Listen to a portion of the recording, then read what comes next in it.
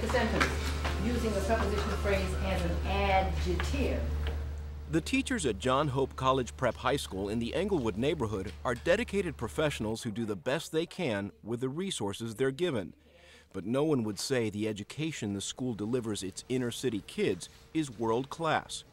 Math gets taught. Let's say x equals 1 and x equals 5. How do you find that equation? So does English.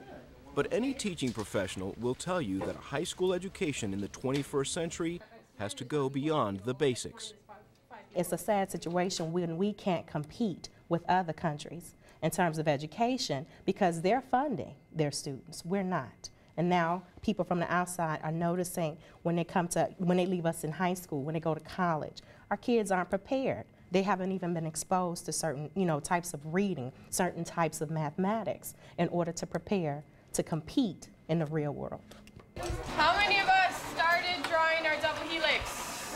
At the Chicago Military Academy in the Bronzeville community, the freshman biology class has adequate textbooks and some of the equipment needed to conduct experiments.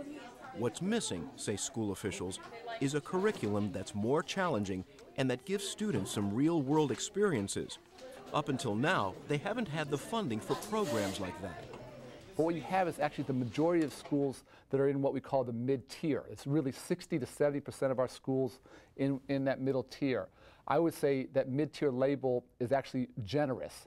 Our performance is not good enough there. We have a heck of a long way to go. While the numbers are getting better, our graduation rates are still too low. We don't have enough students succeeding in college. We don't have enough students transitioning into the world of work.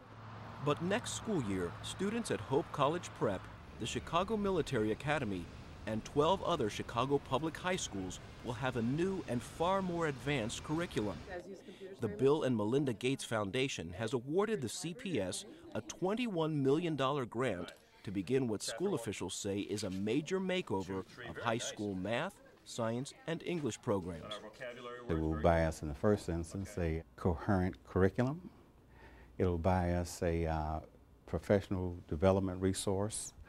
It'll buy us resources for the curriculum, books, technology, assessments. The Gates Grant is the largest single gift the foundation has given a school district. And while $21 million is a tiny fraction of the Chicago Public Schools' $5 billion budget, school CEO Arnie Duncan says it's still a major investment.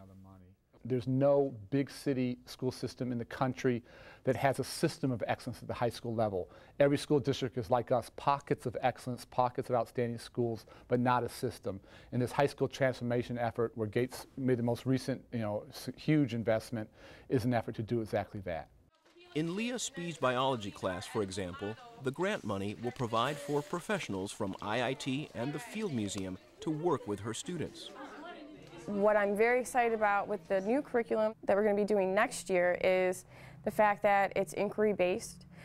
Inquiry-based means that it's very hands-on. It promotes higher level thinking within the students. One teacher says the Gates Grant money will not only buy some basic materials, but will provide the education that comes from expanding a young person's horizons. It would include books, it would include trips. Basically, a lot of our students have not even been downtown to be culturally exposed to things downtown, culturally exposed to different nationalities, other ethnicities, different countries. Moses Vines Prep Academy here at 730 North Pulaski is another one of the 14 high schools where the new curricula will be implemented in the freshman class. But the cost to expand the program to all the so-called mid-tier high schools at all grade levels is estimated at between $50 and $100 million. Bill Gates Foundation can't step to the plate for all the children in the state of Illinois. They can't step to the plate for all the kids in Chicago. And that's probably, it's the wealthiest guy in the world. So anybody that's going to make the claim, look, the private sector is going to step to the plate to cover our tracks, no. I mean, really what this should do is shame the General Assembly into action. It should say, look, guys, this is what you ought to be doing. Principal Michael Durr at Hope College Prep says he's come to rely on the private sector to give his students better resources. We receive federal dollars, we receive state dollars, we receive our money from the Board of Education, but we also reach out to private institutions for support. We're always looking for people to help, to add on. The more exposure, the more opportunities that the kids have, the better they turn out. But funding advocates say while the Gates grant is generous, it only highlights the need for additional funds for underachieving schools across the state. We're funding what a school could look like in this community, what a school should look like in any community.